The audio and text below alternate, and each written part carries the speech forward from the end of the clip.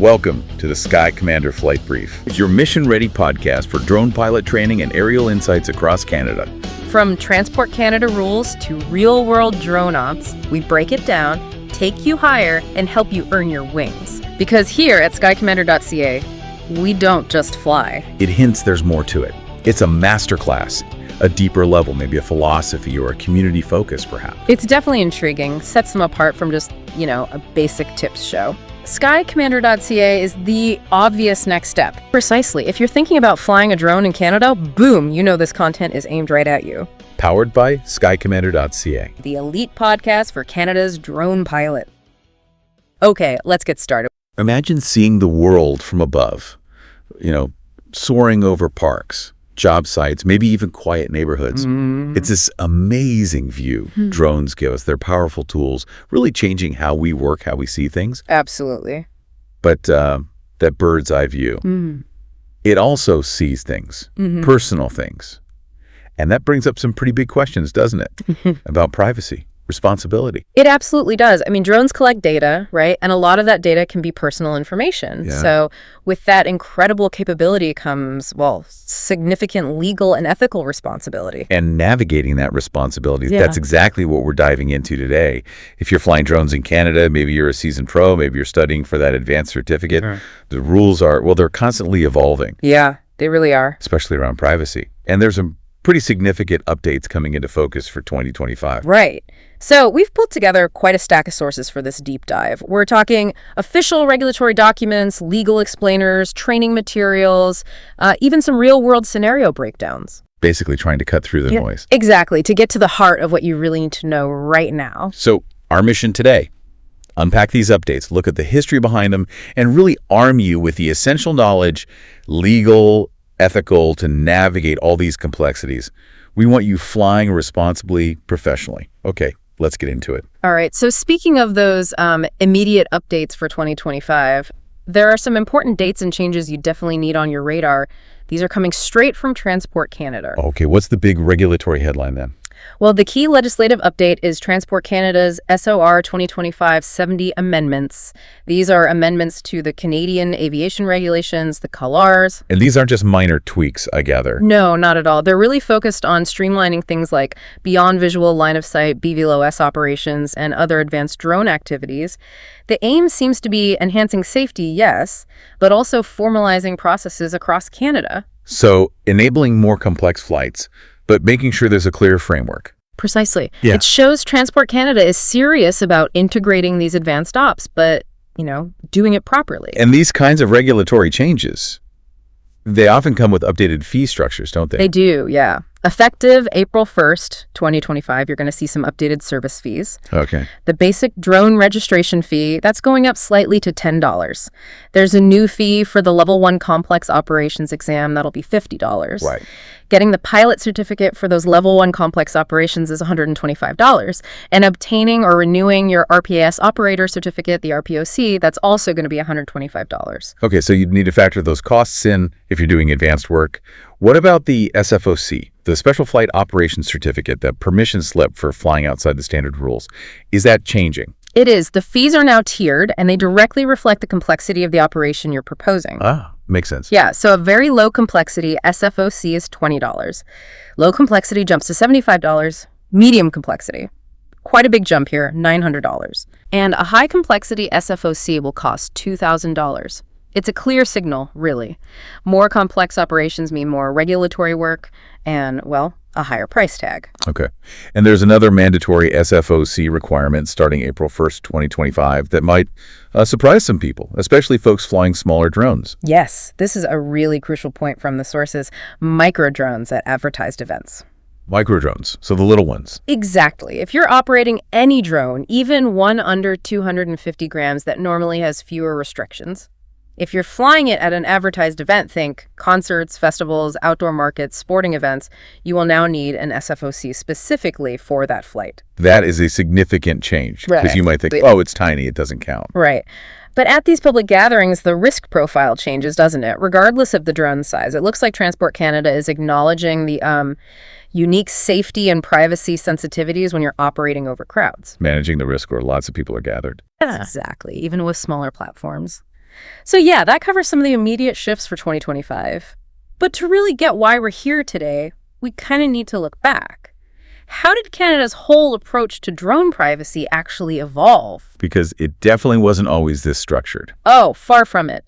If you think back to before 2019, people often called it the Wild West era for drones. Right. There wasn't really any formal licensing or registration for smaller drones, privacy expectations, super vague. If someone complained about a drone filming them, it was handled, reactively, maybe under PIPEDA if it was commercial, sometimes maybe even trespass laws, but there was no clear drone-specific process. And why did that lack of a clear framework matter so much back then? Well, pilots often didn't fully grasp their obligations beyond just basic safety. And regulators didn't have specific drone rules linked to privacy. It just made it hard to deal with issues that fell in that gray zone between air safety and, collecting data. Okay, so the big turning point was 2019. That's when CARS Part IX came in. That's the one. Transport Canada brought in structure. Suddenly, we had clear licensing, basic versus advanced, mandatory registration for drones over 250 grams, and actual rules about, how close you could fly to people, staying in visual line of sight, airspace rules. Now, Part 9 is mostly about aviation safety, right? Yeah. So how did that hit the privacy side of things? It had a huge indirect impact. By creating this formal regulatory system, Transport Canada essentially created a class of professional certified operators. And with that certification came a really clear expectation. These operators have to understand and follow all applicable laws, and that explicitly includes privacy legislation. Plus, Transport Canada got compliance and enforcement tools they could use against irresponsible flying, and irresponsible flying could easily include actions that also violated privacy. So basically, you couldn't plead ignorance anymore. If you were certified, professionalism meant knowing all the rules, not just the flying ones. Precisely. And building on that, around 2021 to 2023, we saw the privacy commissioners getting much more involved. What drove that? Just more drones around. That was part of it, but public concern was really growing too. Fears about facial recognition, drones being used for surveillance. The Office of the Privacy Commissioner, the OPC, started issuing warnings. And crucially, videos and photos from drones being posted online started triggering actual investigations under PIPEDA or provincial laws like FOIP. So the threat of getting investigated, maybe even fined, for privacy breaches suddenly became very real. Absolutely, especially if you're flying commercially. Then, fast forward to 2024, and we see public institutions, schools, cities, health authorities really starting to lock down their own specific policies. Makes sense. Places like schools would be particularly sensitive. Exactly. They started requiring explicit parental consent for any drone footage of kids. Some banned unauthorized drone use on their property altogether. They started specifically adding drone filming into their media policies. Which really underscores that the stakes get even higher when you're operating near schools or, similar institutions. Definitely. And that neatly brings us to this new era, starting in 2025 with those SOR 2025-70 amendments we mentioned. This is where privacy, especially around things like AI and biometrics, shifts from being just an implied obligation to being directly regulated within the aviation rules themselves. Okay, that sounds like a major step. Yeah. What does that direct regulation actually look like? Well, a key piece is a new direct prohibition on using certain technologies. You basically cannot use facial recognition tech or AI-enhanced surveillance features on your drone or collect biometric data unless you have specific explicit authorization. Which would probably mean an SFOC with some strict conditions attached. Almost certainly. An SFOC detailing very clear privacy safeguards, probably requiring a privacy protocol document. The amendments also really hammer home the pilot's obligations around things like data minimization, only collecting what you absolutely need, and purpose limitation, making sure you know why you're collecting it, and ensuring operations are clearly consent-driven if you're capturing personal info. So it's directly tackling that issue of drone tech outpacing the law. It is. It sends a clear message. Just because your drone has a feature, like auto-tagging faces or license plates, doesn't mean you can just use it freely. Pilots have to be proactive now. You need to disable features you don't need for the job and actively design your flight to prevent collecting data you don't have a legitimate reason for. It really solidifies this idea that we're in an era of professional accountability. Understanding that history really sets the stage. Okay, let's zoom in now on the core concepts. What are the absolute must-know basics of privacy law for any drone pilot? Okay, first, just plain English. What is privacy law in this context?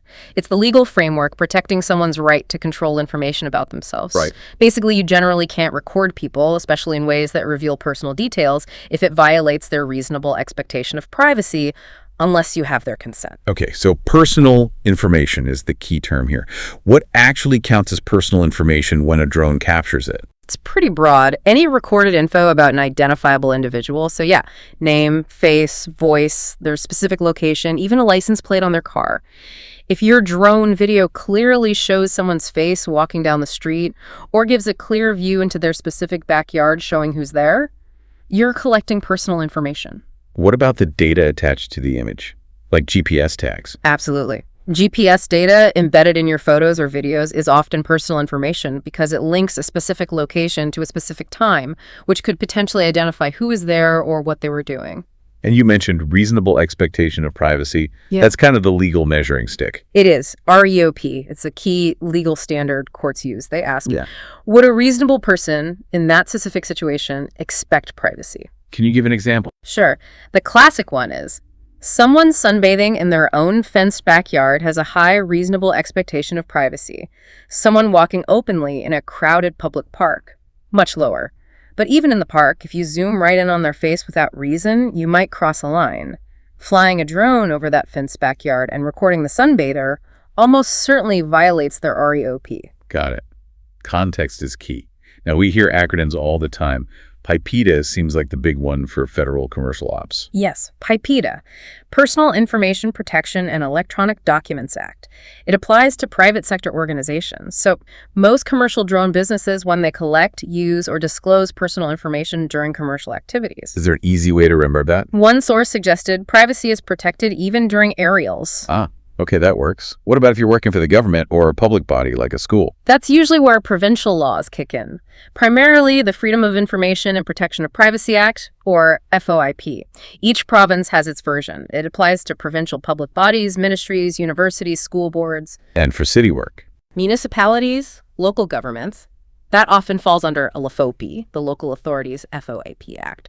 Depends on the province again. Okay, so PIPEDA, mostly for business, FOIP for public sector work. Yeah. Across these laws, what are the absolute core concepts pilots have to live by?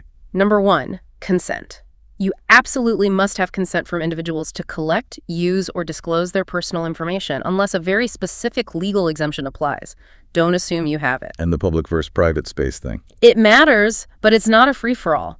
Being in public lowers the REOP but doesn't eliminate it, especially if you're zooming in or capturing areas where people might still expect some privacy, like inside their car window or secluded park bench, and flying over or focusing directly on private property like homes or backyards. Yeah. That's almost always problematic without consent. What about purpose and how long you keep the data? That's purpose limitation and retention, core principles. Collect only the personal info you actually need for your clearly stated purpose. Don't grab extra data just in case. And don't keep it longer than necessary for that purpose. Have a clear reason and a deletion plan. And sharing the data. Big restrictions. Generally, you can't share personal info you've collected unless the individual consented to that specific sharing or you have another clear legal basis. You know, posting client footage with identifiable people on your company's Instagram without their explicit, risky. And that ties into the caution around commercial use generally. Yeah, this is where pilots often slip up. Using identifiable footage, faces, cars, specific houses visible for your marketing, ads, sales pitches, without explicit consent from those identifiable people. That's a major risk, a very common source of complaints and potential lawsuits or fines. So the absolute key takeaway here is just because your drone could see it from the sky, that does not automatically make it legal to record and then use freely, especially if you're making money from it or putting it online. Absolutely. That's a fundamental point, which leads us nicely into some of the more complex liability issues, the nuances that can trip people up, even if they think they're following the basic rules. Right. You mentioned earlier that Transport Canada handles the flying rules, but they don't enforce privacy laws like PIPEDA. What's the real implication of that for a pilot? The implication is huge. It means getting your RPAS certificate and following the car's flight rules is necessary, but it's definitely not enough. You are still fully liable under PIPEDA or provincial privacy laws if you mess up. So you could get a fine from Transport Canada for flying too close, and face action from the privacy commissioner for recording people without consent on the same flight. Exactly. Think of it like driving. You can get a ticket for speeding, but you can also be sued separately if you cause an accident through negligence while speeding. Different legal frameworks, same incident. Your RPS certificate doesn't shield you from privacy law. And one nuance you flagged. You don't even have to mean to capture personal info to be liable. Correct. Liability doesn't always require intent. If your drone accidentally captures someone identifiable in their backyard, maybe you were focused on the roof next door. But if you then save that footage, store it, or, God forbid, use it, you've potentially committed a privacy violation. So hitting delete after someone complains doesn't just erase the problem. No. The violation occurred when you collected, stored, or used that data without authorization. Deleting it later might show you're trying to fix it, might reduce future harm, but the breach itself already happened. Are there types of data drones collect that people might not realize count as personal info? Yes, definitely. Thermal and infrared imagery is a good example. How so? It's just heat, right? Well, yes, but if that thermal image can identify individuals through windows or show how many people are inside a private building or reveal specific patterns of behavior, it can be considered personal information. There's a Supreme Court case, R.V. Tesling, which dealt with thermal imaging from the ground, but it set a precedent about how technology revealing information from inside private spaces is viewed legally. So pilots using thermal need to be careful. Very careful. Using lower resolution or strictly targeting only the non-personal asset you need to inspect, like a specific pipe, not the whole house, helps manage that risk. And what about the data inside the photo or video file itself? Metadata and geotags. Yeah. Absolutely can be personal information. That embedded location, date, time, it can pinpoint where someone was or where you were filming at a specific moment. Storing raw media with all that data without proper security, that's a privacy risk too. It's not just the picture, it's the data about the picture. Okay, so it keeps coming back to purpose limitation. Being crystal clear on why you're collecting data. Non-negotiable. You have to be able to justify why you collected any specific piece of personal data. Collecting extra stuff just in case, nope. Keeping data forever just because, nope. Yep. And this is critical. If you collected footage for purpose A, say that roof inspection, and later you think, hey, that clip looks great for my company's promo video, purpose B, that's a new purpose. It requires new consent for that marketing use from anyone identifiable in that clip. You can't just repurpose data freely. Who actually gets privacy protection in a drone op? Just people on the ground? No, it's not just bystanders. Any identifiable individuals you record are covered. That includes your own crew members, visual observers, maybe a payload operator if you're recording the operation itself, perhaps for training logs or safety reviews. Their data needs compliant handling too. In filming children? Yeah. You flag that as extra high risk. It is major red flag territory. Filming minors without explicit informed consent, usually from a parent or guardian, is almost always a privacy breach. Period. It doesn't matter if they're in a park or on a sidewalk, which might seem like public space. There was a case you mentioned. Yeah. The sources mention an Ontario pilot losing a contract because their flight path inadvertently captured identifiable kids walking to school nearby, even though the kids weren't the target. The public space argument just doesn't fly when children are involved. Their privacy is paramount. And the rules can vary depending on the client, especially with provincial laws. Exactly. If your client is a school board, a city, a hospital in, say, Alberta, BC, or Quebec, their specific FOIP or LEFOIP rules apply to the data you collect for them. And those rules might be even stricter than PIPEDA for certain things. You absolutely need to know who your client is and which privacy regime governs their data handling. That new 2025 rule about AI and facial recognition seems aimed right at these advanced data collection issues. It really is. It's a direct response to the tech. Using AI facial recognition or AI that tracks specific people or collecting biometric data, it's basically banned by default in drone operations unless you get specific authorization. Likely through that complex SFOC process again. Exactly. With a documented privacy plan, the sources even give this pretty stark example.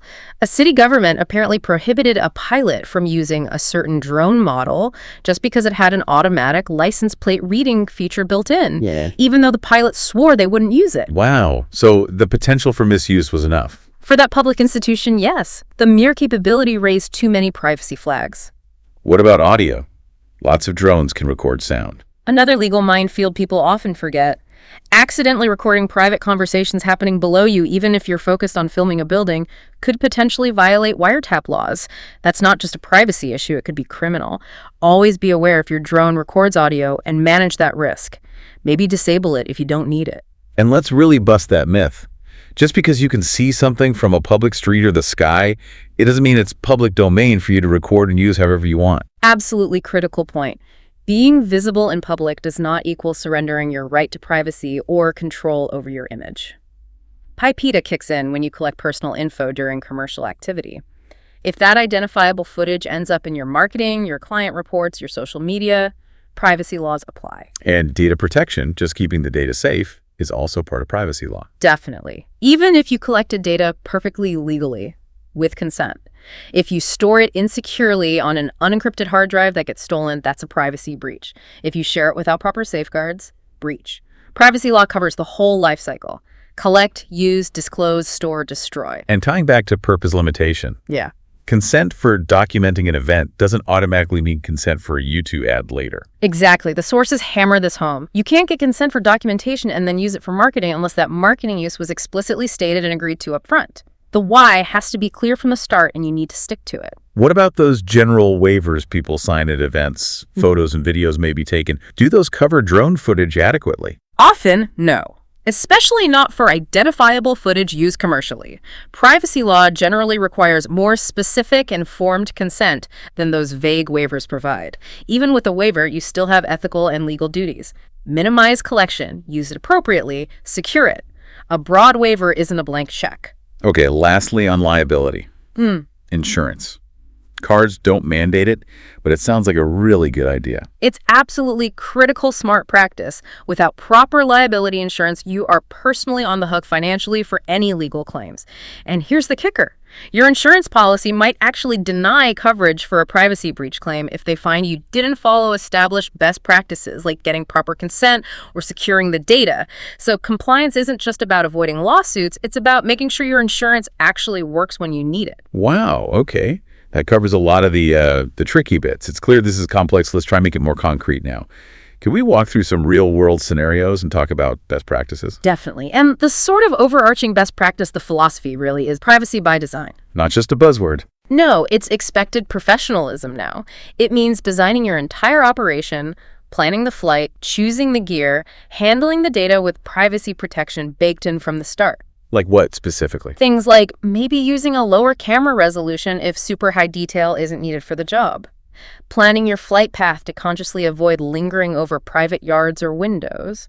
Building time into your workflow for blurring or masking faces and license plates in post-production. Actively turning off unnecessary data collection features like audio recording or those AI detection things if they aren't essential for the specific consented purpose of this flight. Okay, let's try some scenarios from the sources. First up, a straightforward residential flyover. You're hiring to inspect a roof, get data on the shingles, but while you're up there, you can see kids playing in the backyard. Okay, high risk right there. Children, private yard, high expectation of privacy. Even if your target is just the roof, capturing identifiable kids is collecting sensitive personal information. So what's the action? Best practice. Plan your flight path and altitude carefully beforehand to minimize capturing the yard at all. If kids are present when you fly, adjust your angles immediately. And in post-production, you absolutely must blur their faces and any other identifiers. You also need to be ready to delete that specific footage if the homeowner requests it because it contains unintended personal info. Okay, scenario 2. Real estate video. You're shooting a fancy house, but the angle catches the neighbor's backyard pretty clearly. Maybe someone's in their pool or hot tub. Very common issue. You're capturing private property and possibly identifiable people who aren't your client and haven't consented. What do you do? Action. First, try to reframe your shots to completely exclude the neighbor's property. If that's impossible and you capture identifiable people or private areas, you must blur or mask them out before delivering the video to the agent or client. And crucially, you need to tell the real estate agent. You cannot legally use footage showing identifiable neighbors or their private space in the commercial listing without getting their explicit consent first. The liability could fall on both of you. Got it. Scenario 3. Municipal inspection. Hired by the city maybe to inspect a school roof, but it's recess time. Kids are all over the playground below. Whoa, stop. Major red flag. That's an abort scenario. Almost certainly. Why is so definite? Children on school property. That's extremely sensitive data. It's governed by provincial FIOPLA laws, and schools have incredibly strict consent protocols, usually managed by the board and requiring parental signatures. So the action is? Do not fly while the children are present, period. Contact your client, the city or the school board, contact immediately and reschedule the flight for when the playground is empty. After hours, weekend, whatever it takes. You should never film minors at a school or similar institution without specific written authorization from the institution and confirmation that proper parental consent is in place. The risk is just too high. Okay. What about flying over a public event? Say a city parade, a summer festival, maybe a local soccer tournament. There's a crowd. People are definitely visible. Right. Public events generally have a lower expectation of privacy than someone's backyard. People expect to be seen, maybe photographed. However, There's always a however. yeah, it doesn't mean zero privacy rights. If people in your drone footage are clearly identifiable and you plan to publish that footage or use it commercially, like in promotional material for next year's festival or on your company website, then consent from those identifiable individuals is still required, or at least very strongly recommended, to stay clear of privacy complaints. Okay, so let's dig into that. Listeners might be wondering, how is drone filming at these events really different, legally or ethically, from just a regular photographer walking around on the ground? It's often perceived very differently, both by the public and increasingly by the law. Drones, they have that higher viewpoint, wider angle. You're much more likely to inadvertently capture people who aren't part of the main action, or maybe glimpse into nearby private property. And the perception. Public perception is often more intrusive. A hovering drone can feel like surveillance in a way. A person with a camera doesn't, always. Plus, you're operating under two sets of rules: Transport Canada's flight rules and privacy laws. Because of that increased reach and the potential to capture sensitive stuff kids, private yards, you're generally held to a higher standard of care and diligence regarding consent. So for those parades or festivals, if you do plan to publish identifiable footage, what are the practical steps? Okay, while the RUP is lower, best practices would include things like having clear, visible signage at the event entrances. Something like, notice, this event is being recorded by drone for state the purpose, e.g. promotional video. Your attendance implies consent. Does that hold up legally? It helps, but it's not ironclad, especially if challenged. Better yet is including specific language about drone filming and its uses in any participant waivers or ticket purchase agreements. During the flight, actively avoid zooming in unnecessarily on individual faces or small groups unless they're, say, performers who've explicitly consented. And if you are using footage commercially later with identifiable people, blurring faces is always the safest approach if you don't have explicit individual consent. And school events, sports days, graduations, back to high risk. Absolutely. As we said, schools are public institutions, not general public spaces in the same privacy sense. Children's images are sensitive personal data governed by FOI FLOFIT. School boards almost always demand explicit, written, informed parental consent for any media capture involving students. The rule is simple. Never film kids at school events without specific written permission from the school board and confirmation that they've properly handled the parental consent process. Can the organizer say the principal or the soccer league president get consent for me, the drone contractor? Yes, they absolutely can. And often that's the most practical way. They can facilitate collecting consent on your behalf.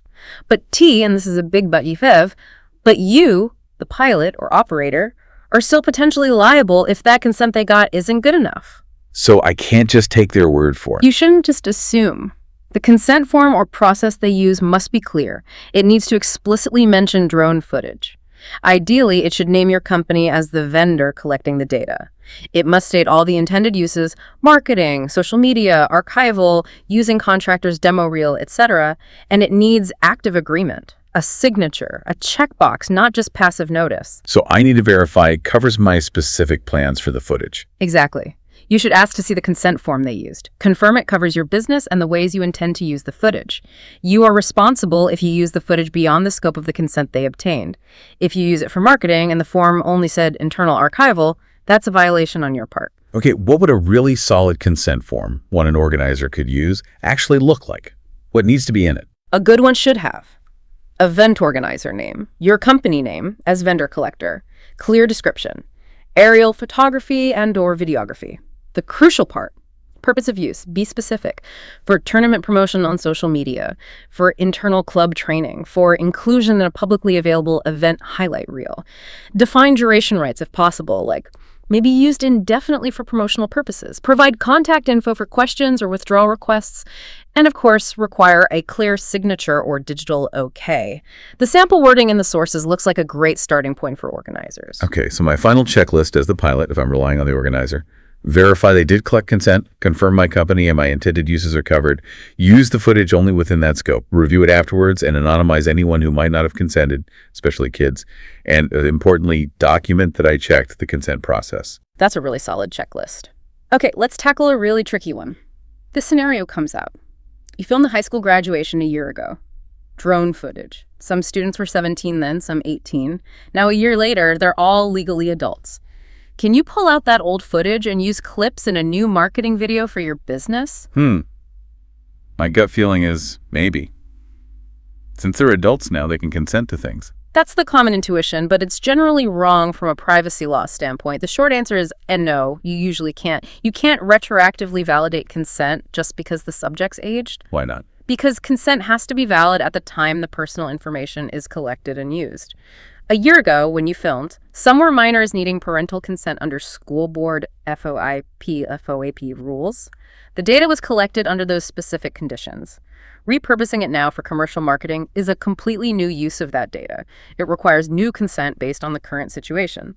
The footage's legal status regarding consent is kind of frozen based on when and how it was originally captured. Okay, so if I really want to use that footage today, whose consent do I need? You need consent from the individuals themselves, the now adults. The parental consent obtained when they were 17 is irrelevant now. You need their permission directly. What if? Yeah. What if one of the identifiable people in that graduation footage has sadly passed away in the year since? Can I still use the footage if the others consent? Oof, that's incredibly sensitive, legally and ethically. Generally, no, you cannot use footage containing an identifiable deceased individual for a new purpose like marketing. Why? Consent can't be given after death. Family members typically don't automatically inherit the right to consent for the use of someone's image or personal information, unless maybe it was specified in a will concerning likeness rights, which is rare for general footage. Are there any exceptions? The only potential way is if you can make that person completely unidentifiable.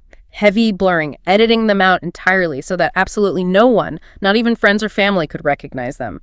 But that's hard to guarantee and very risky. Best practice: if someone identifiable in the footage is deceased, remove or discard that portion. Don't use it.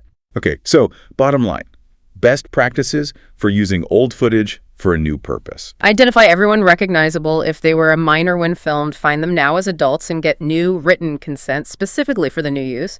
If they were an adult then, check if the original consent covered this new use. If not, get new consent. If anyone identifiable is deceased, do not use footage showing them unless you can render them completely anonymous. Keep meticulous records of all consents. If you can't get consent, your options are edit, blur, or discard. That is incredibly important and, yeah, complex. Let's hit one more high-risk public scenario: flying at a public beach. What makes beaches so tricky? Beaches are tough. Yes, they're public spaces, but the context is highly sensitive, isn't it? How so? People are often partially clothed, maybe feeling vulnerable, changing, or sunbathing. Families with children are almost always present a huge privacy risk there. The reasonable expectation of privacy, even in public, is arguably higher on a beach than, say, a busy street corner.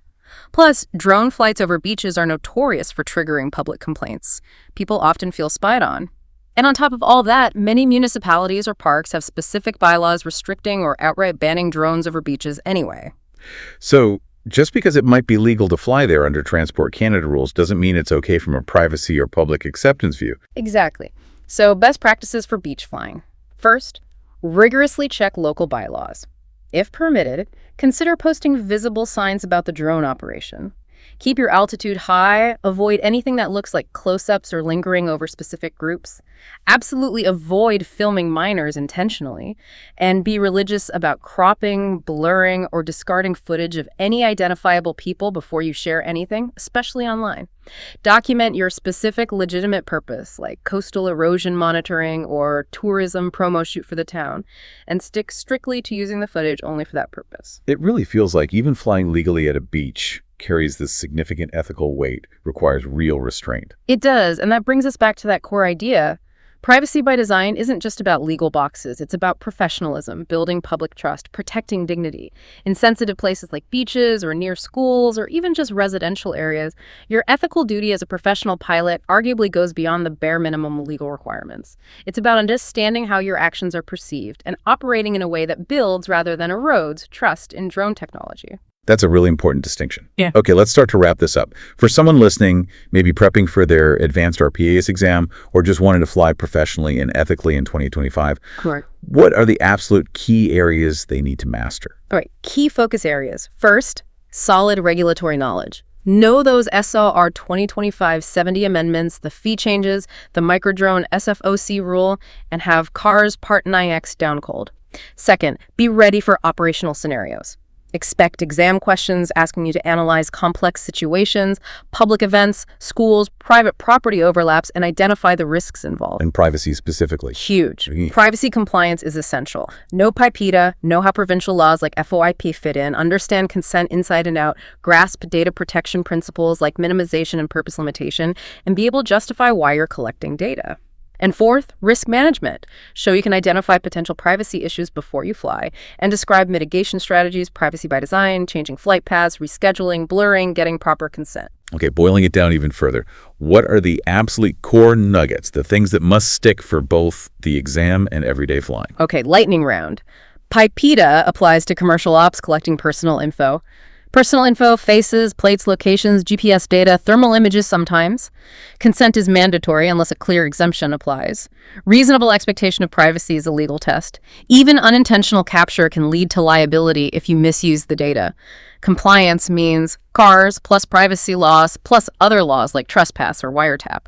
Transport Canada expects professionalism, which includes respecting privacy, public space, permission-free commercial use, blur faceplates if no consent, never film minors without authority, stay current, things change fast. And remember, it's about the effect. If someone's identifiable and you didn't have the right, you're responsible. Intent doesn't erase that. Got it. And to help remember all that, any handy mnemonics from the sources? Yeah, a few helpful ones came up for core principles. Don't SPY, seek consent, protect info, yes to privacy by design. For data handling, clear consent obtained, limit data, explain purpose, avoid unnecessary capture, remove footage if asked needed. Nice. And for some of those tricky nuances, mirror C metadata matters, infrared can identify, reason for recording is key, recognition tech restricted, other laws apply, recording minors high risk, consent crucial. Those are actually really useful. Good ways to lock in a lot of information. Yeah, they can be good mental checklists when you're planning or reviewing footage. So, wow.